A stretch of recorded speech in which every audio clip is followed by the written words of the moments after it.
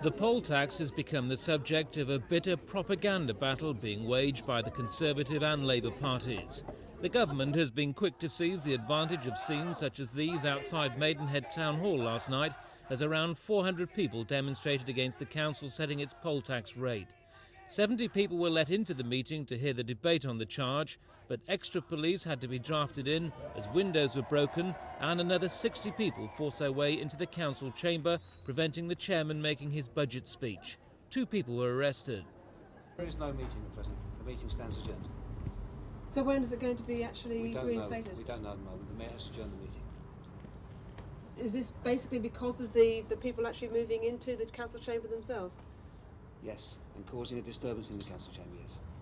The meeting was later resumed and a figure of £449 was set. Labour has been keen to distance itself from violence and criminal damage, but today the Conservative Party chairman Kenneth Baker went on the attack with this letter to Labour leader Neil Kinnock.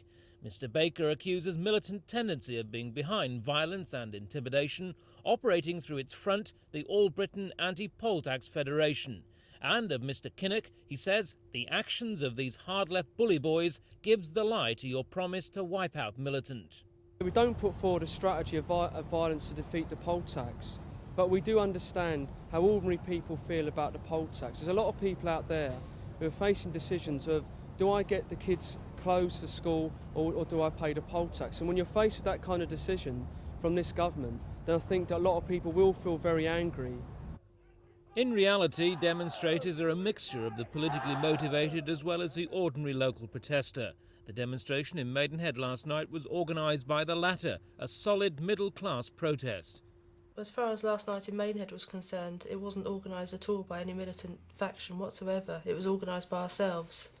I mean, if I'm classed as militant because I don't agree with what Maggie Thatcher says, then that's that. But as far as I'm concerned, there was no militant involvement whatsoever.